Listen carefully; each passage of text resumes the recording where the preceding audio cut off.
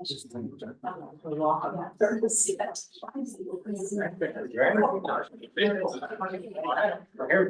we'll call the September 9th meeting of Washington City Council order. Please rise for a moment of silence, followed by the pledge of allegiance.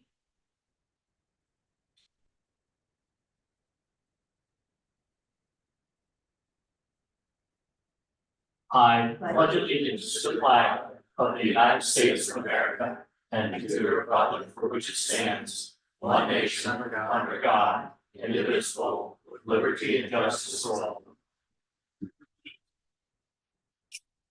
Roll call, please. Councilmember Alexander. Here. Councilmember Brandon. Here. Councilmember Brinker. Here. Councilmember Conklin. Here. Councilmember Missouri. Here. Councilmember Stevenson. Mayor Long. Here. Approval of the minutes from the August 19th meeting. I'll make a motion. Second. I have a motion for a second. Any questions or comments on the motion? Call for the vote. Councilmember Alexander. Yep. Councilmember Brandon. Yes. Councilmember Brinker. Yes. Councilmember Conklin. Yes. Councilmember Missouri. Yes. Councilmember Stevenson. Yes. Mayor Long. Yes. Public comments and requests, 4A, comments from residents and city taxpayers. Is this the only time we can ask questions? If you have something about something's on the agenda, you can wait till it's done. Hi, I'm Joanne Bose. I'm here as a resident of 220 West Water Street and also behalf of my neighbor at 228 West Water Street. This is regards to Erie Alley.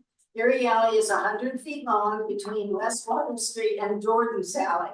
It stops at a garage on Jordan's Alley. I don't know what, there's a little jig-jag going over to Main Street, but that is not my concern.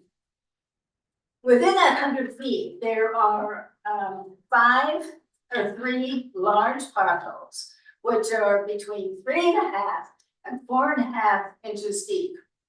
One of them is 3 by 4 feet long. At night, in the dark, because it's not lit, this is dangerous for people walking. Even residents, you get a lot of people walking from Water Street over to the library over on Main Street. We get a lot of cars coming from Main Street, coming down the alley to avoid the cars parked to pick up or drop off students at Lock Haven Catholic School.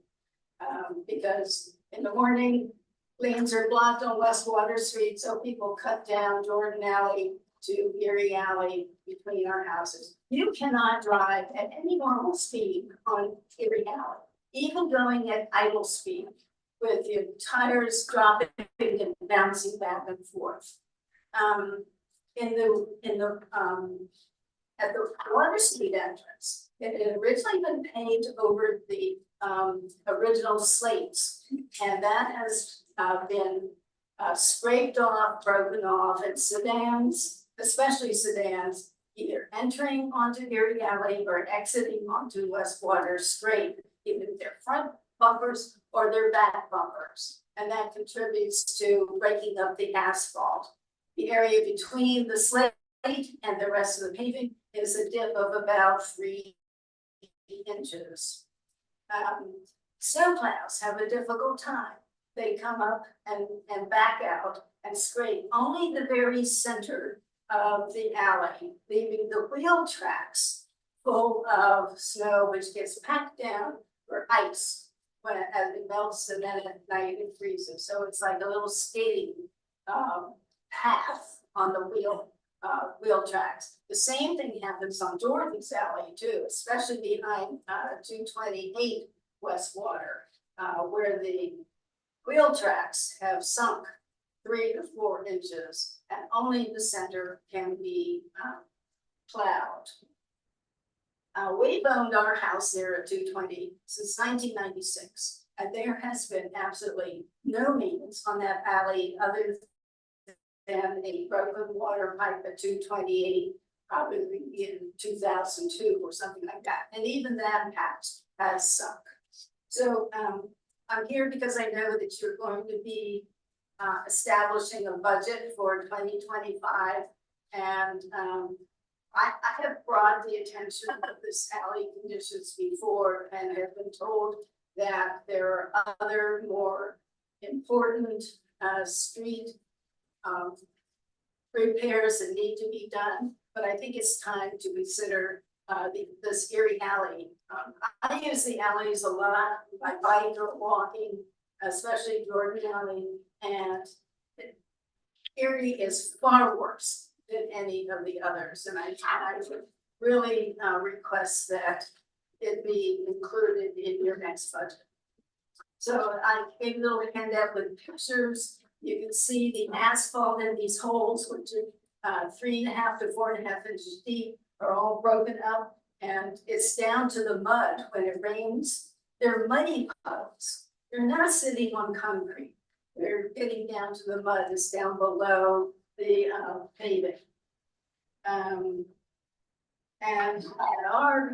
the bottom picture is our parking area in the back next to our garage, which is, the alley has sunk 3 inches below that, below our paving parking.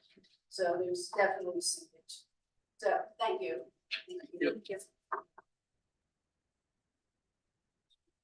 Talk about this closer to budget time and we'll there for you. Okay. Any other comments? Okay, 4B use of Zendel Park, September 28th. Devin Hilty and Mind Over Mycology is requesting to have a plant and mushroom walk through Zindel Park on September 28th, 2024. This will be a lead hike through Zindel using only designated trails to observe the native plants and mushrooms. And I will work on with the organizer to ensure rules and regulations of the park are adhered to and proper paperwork is handled in. And he will provide me with a list of the trails that they're looking at as well. There is a wedding that day, and there'll be some. They won't be in that area, but they'll be advised to. Motion.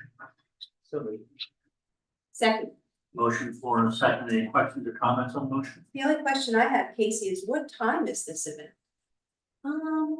You don't have, I mean, I if you don't- email me and, Yeah, I don't, it where are might they, be are they advertising it? I didn't hear it any time, they go, I saw it on Facebook when I got the council packet, I believe it's 3 to 5.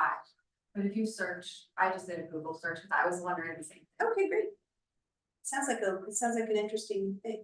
Sorry, That's okay. I had to hand this in before I. Yeah, that's all right, Casey, So- sorry about that, I didn't mean to put you on the No, spot. that's okay. Any other questions? Call for vote.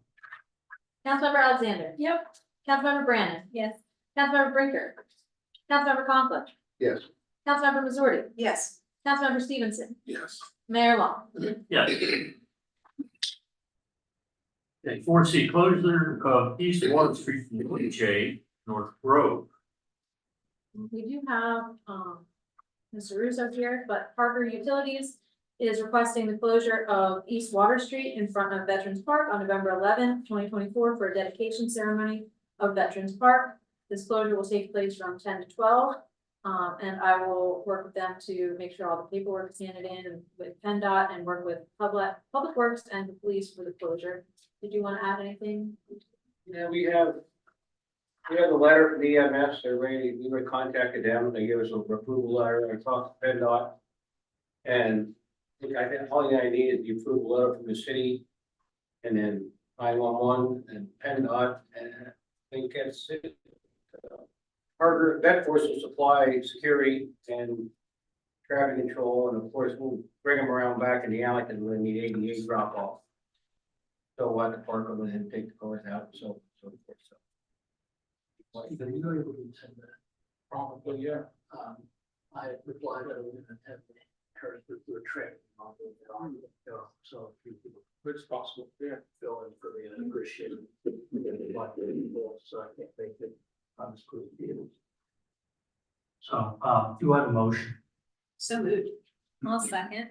Motion floor and a second. Any further questions or comments on the motion? Call your vote. Councilmember Alexander. Yes. Councilmember Brandon. Yes. Councilmember Brinker. Yes. Councilmember Conklin. Yes. Councilmember Missouri. Yes. Councilmember Stevenson. Yes. Mayor Long. Yes. Any other requests? I know you.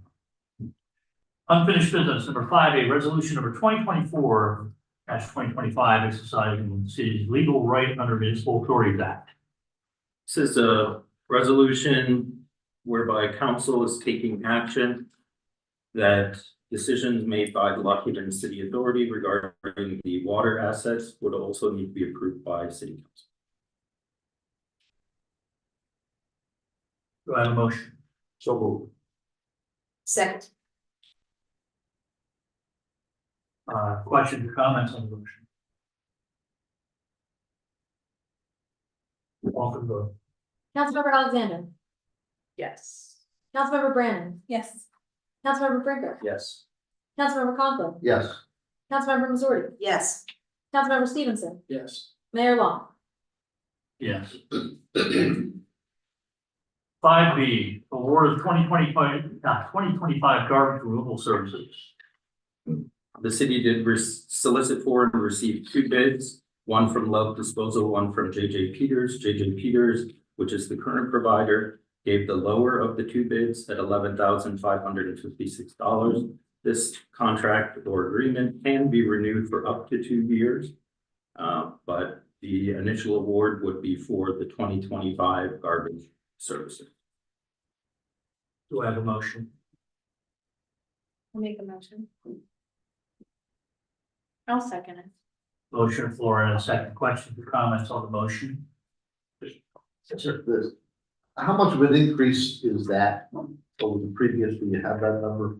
I don't have that in the packet here, but it actually went down slightly. Okay. Any other questions? Has the pickups changed at all, or are they roughly the same as the past? Most things are the same. We did add additional pickups for Overman. Twice a week, Monday and Friday for the skate park. And we do occasionally have extra pickups in the downtown business district. Which the price of each of those is the annual rate divided by 16 divided by 52 or divided by 12. So it does have a cost when we request, but sometimes like jams or parades, things like that require an extra pickup. Do we get to pick what days they pick up? Because I know that you were in this with like Triangle Park. It's been a while since they've been around, so when the concerts that happen, sometimes it's. To a degree, we can. Some of it depends on where they have existing customers on the route, Right. so that they can stop by. But it's always stuff that we can discuss with JJ.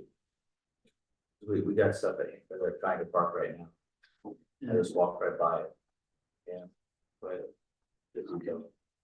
But just it'd be nice if we can kind of push that word so that whenever we have events there, that it's.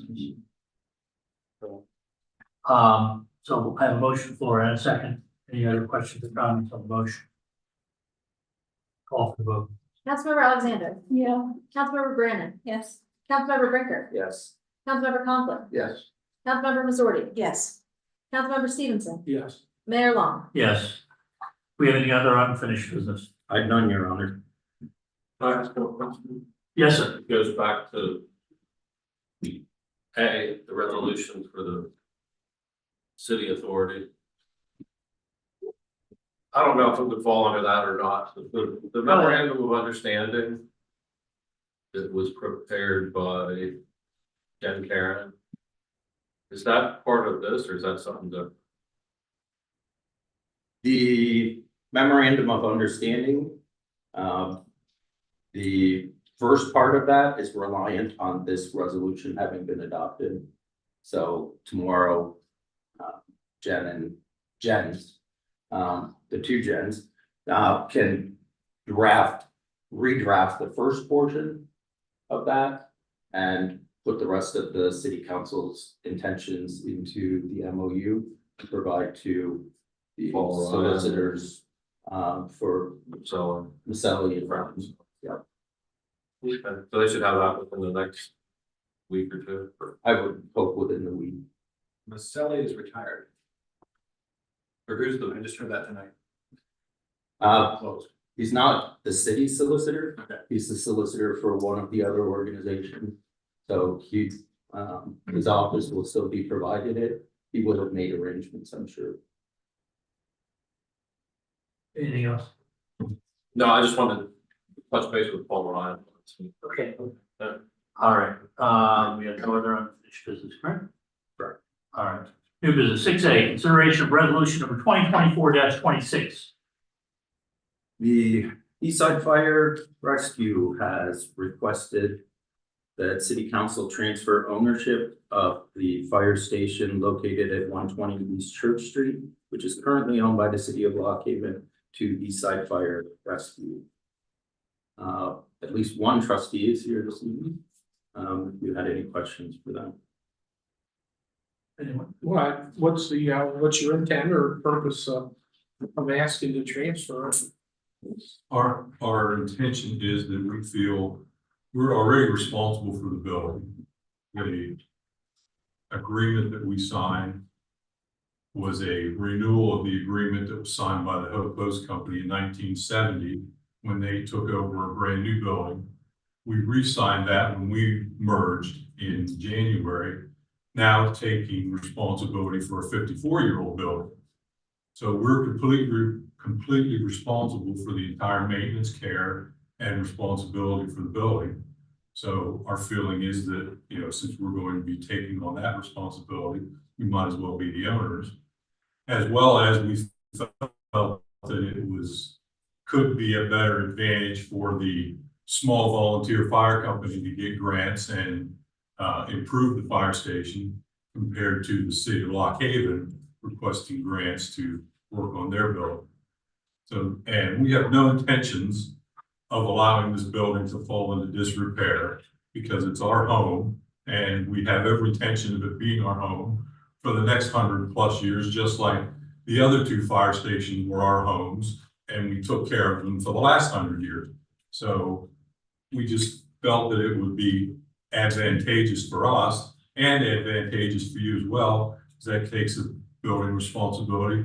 If we want to, when we made the several improvements that we've already done, we've redone the entire lighting inside the building and changed it to LED so that it lowered the electrical costs.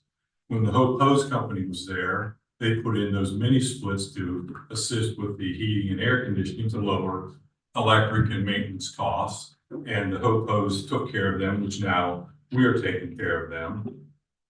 We just recently sealed the parking lot so that it continues to be in good condition, in good shape. We painted the outside of the building, removed the Hope Hose name. So making plans at some point, hopefully, to get a different information on the front of the building.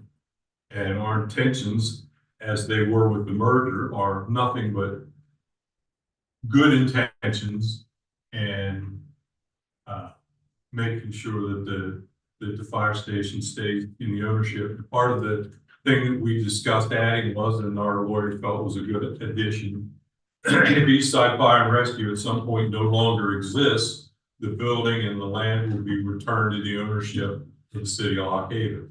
We have no intentions of leaving or, you know, disbanding and selling the building, you know, since we're having such success with the one we own now. So selling this one we didn't think was too good of an option either. So we just feel it would be more advantageous for us and the city if we were the owners of the building. In that the agreement, did we continue to provide water and electric? Correct. The same circumstances of the So none of citizens. that changed. No, sir. We still provide those services. Yes. Same as the other fire station. Any other questions? No. Anyone else have questions? Does it help with the grants? Well, we don't know. We're hoping so. That's our feeling. I don't know. Oh, Yeah, I don't think that if, like, the grants that we applied for the fire department, they can apply for themselves. So if they have the information they needed, and they can write it, saves them instead of talking to me and submitting it, they can just go ahead and do it, they know the fire station better, really has no effect. it probably will help them more because it's a small company as opposed to the city. Any other questions? Do I have a motion? So moved. Second. Thank you. A motion and a second, we've discussed, if anybody has any questions? Call for the vote. Councilmember Alexander. Yes. Councilmember Brandon. Yes. Councilmember Printer. Yes. Councilmember Conklin. Yes. Councilmember Missouri. Yes. Councilmember Stevenson. Yes. Mayor Long. Yes. 6B, 2024 CDBG Council Work Session. That's correct. Yes. So the deadline to receive nonprofit applications was last Monday, September 2nd. We did not receive any applications or hear any public comments regarding new projects. At the first public hearing, city staff suggested paving Spring Street and Stone Alley, as well as making improvements to Hannah Park. Abby and I are working with Public Works foreman to identify any utilities that should be addressed during paving, as well as putting together a project estimate. The estimated cost of the project will determine whether or not we will move forward with the project. If not, then we'll find another eligible water, sewer, or paving project to address. Any changes made will be presented to council on September 23rd. Yesterday, we held a pickleball tournament at Hannah Park to hear the community's thoughts and ideas for improvements to the park. We were able to hear a lot of community feedback, which will help us to develop a preliminary design, budget, and an application to DCNR in the spring. If awarded the DCNR grant, CDBG funds will be used as a match. Our final public hearing will be on Monday, October 7th, with final project approval by City Council on Monday, October 21st. Carter, now that we've got Mrs. Bo's information here, perhaps we can have a look at that. Is that something that's a possibility? Or, I mean, I don't know if it qualifies, but it's certainly We'll have to see if it's eligible or not. great. Thank you. Questions for us? Well, and you get a better price on paving the sewer work because it's Spring Street, Jordan Alley, the sewer connected. They don't have local place to. So we always cluster on paving. But we looked at it anyway. Let's work on that. Well, yeah, I contribute 10 hours. Okay. All of our alleys are rock good. A lot of them. Anything else? Carter, appreciate it. 6C, consideration of resolution number 2024-27. Sorry, that's on the agenda. This is the, regular template. The broadband ready, resolution, Steve Gibson, the county planner and engineer, asked, me to put this on the agenda, even though we had a meeting upcoming, and I actually just like ran into him. The county is asking all the municipalities in Clinton County to adopt this resolution. Just saying that we are ready for broadband and ready to respond and support any grants that the county goes after. We worked earlier this year, Carter and I, with identifying areas in the city that might not be connected to broadband, might not have that access. There isn't a lot of spaces in the city, but there is a lot of spaces in Clinton County. So being a good partner here and supporting the county's efforts in getting that broadband ready. Motion. Pardon me? I'll make a motion. Thank you. Sorry, very quiet. A second? Second. Motion on the floor, a second. Questions or comments about the motion? I Yes. have a question about it in general. So if this resolution passes, does it mean that residents will have more options in terms of service providers? It's strictly just like showing support for the county going out. So if the county goes after a grant, they can, it's almost like a letter of support, I guess, that we're getting for them and supporting them for their actions. The resolution itself does not give any other additional services. Okay, so it's not like necessarily expanding the territory it covers? No. No, okay, I just want to make sure I understand. Thank you. Any other questions or comments? Call for the vote. Councilmember Alexander. Yes. Councilmember Brandon. Yes. Councilmember Printer. Yes. Councilmember Conklin. Councilmember Missouri. Yes. Councilmember Stevenson. Yes. Mayor Long. Yes. 6D, appointment of GIS technician John Hart as representative on the city's state certified safety committee. Say that several times. I got all of it. You got it. You did phenomenal. The city does have a state certified safety committee. It requires a particular number of city representatives that are advocates for the employer and advocates for the employees. And GIS technician John Hart has discussed the open position with the chair of the safety committee, which is Fire Chief Wooding. And so he is agreeable to take that position if council's agreeable to appoint. Do I have a motion? I move the appointment. I'll second. I have a motion on the floor and a second. Any further discussion? Call for the vote. Councilmember Alexander. Yes. Councilmember Brandon. Yes. Councilmember Brinker. Yes. Councilmember Conklin. Yes. Councilmember Missouri. Yes. Councilmember Stevenson. Yes. Mayor Long. Yes. 6E, update on Keller Dam spillway joint repairs. The Keller Dam spillway is the major project for Keller Dam's improvements. That will not take place until likely 2026, 2027. In the interim, there is a necessity to do some resealing of the joints and to fill void areas. And so we did meet with DEP's representatives from Harrisburg, who came up to inspect the area themselves and go over the plan. So Wynn Dobson and Foreman is working on that project estimate. And this was the initial submission to DEP.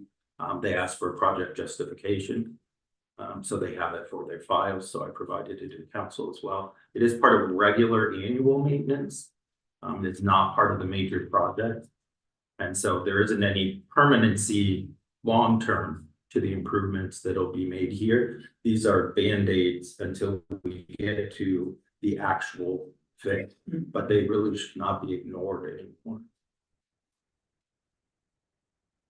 6F, notice of the 2024 tax sale. That's just for council's information.